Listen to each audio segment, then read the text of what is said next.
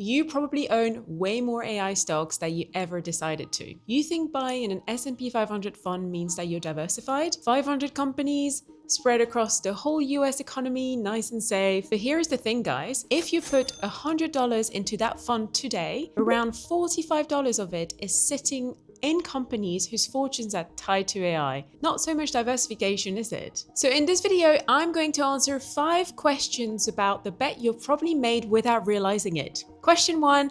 How much of the market is really the AI trade? 2. How much of the recent market gains came from these AI names? 3. Is the AI demand real or just being recycled between the same few companies? 4. Are AI valuations as crazy as what people say? And 5. What is the doomsday scenario if things go wrong? To dig into all of it, I ran an in-depth analysis on Fable 5. That's Claude's latest and most powerful model. So let's see what I found. And quickly, for anyone new here, I'm Raf. I'm a chartered accountant and I spent around 8 years in investing, including in private equity at CVC Capital. What I do on this channel and on my website is to take the way big institutions look at markets and explain it in a way that's actually useful if you invest in your own money. I build my reports using AI to dig through the numbers and do the heavy lifting, and I also explain how to prompt to get high quality answers. And before we get into it, the analysis I'm about to walk you through lives on my website as a full written page and is completely free to access.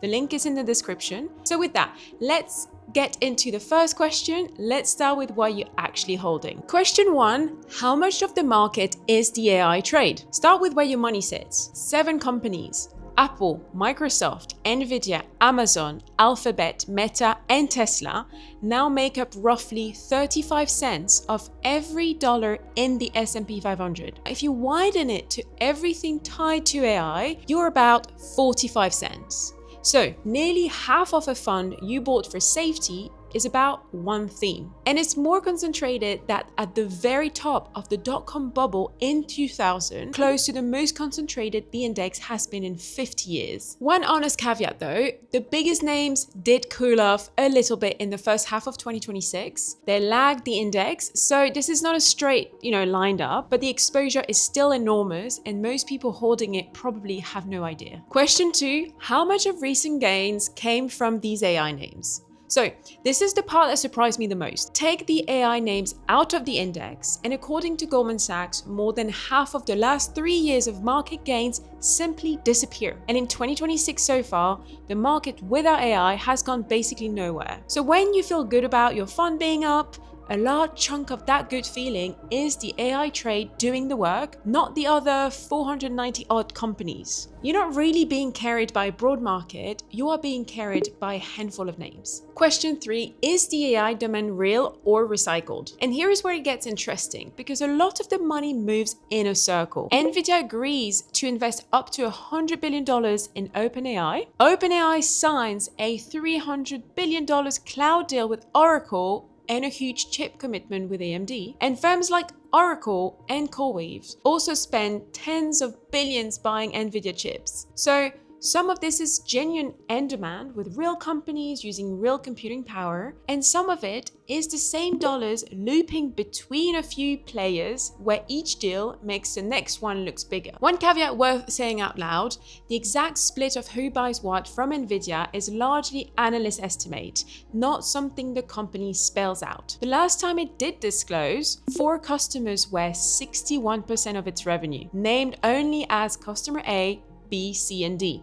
So treat the names you hear with caution. Question 4, are AI valuations as crazy as what people say? And the short answer is that it is expensive, but not 2000 crazy. The Magnificent 7 trade at about 31 times forward earnings, but the rest of the index is about 20. So you're paying roughly a 50% premium for these names over everything else. The difference from the dot-com era is that this time the premium buys real profit, where a lot of the 2000s companies made almost no profit. Though the catch is that their weight in the index has run ahead of even their share of those profits. So you're paying up and a lot has to keep going right to justify it. Question 5, the doomsday scenario. So what is the bad case?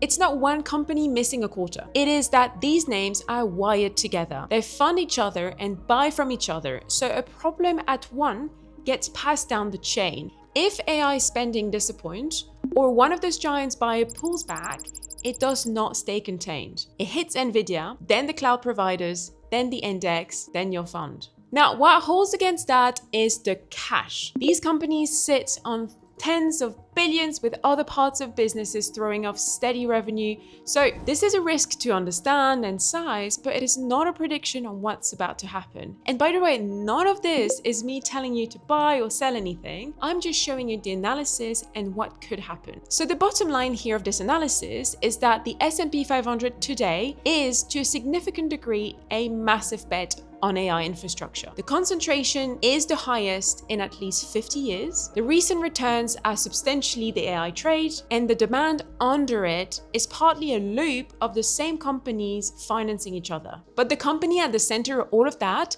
are genuinely among the most profitable ever, which is the real argument that we're not in 2000 again. So if you want to access this full analysis, it's free, and it's in the link below on my website at valuebyrev.com. And by now, you might be wondering how exposed you actually are. So I built a tool to tell you. You drop in your own holdings, and using prompt that I've prepared for you, it looks through your funds and works out your real AI exposure, plus how much of your gains have come from the AI names. That piece of analysis is only available to my pro members. That's my paid membership on my website, and the link is also in the description. Have a look if you're interested. So if you think owning 500 companies makes you diversified, it sadly doesn't. But then the obvious question is what you can actually do about it. And that's exactly what I'm covering next on my YouTube channel. The things that you can do to diversify away from this concentration. I'll give you a couple of options, the same way I've approached it with my portfolio. If you want more videos on using Claude and AI to help your investment decisions,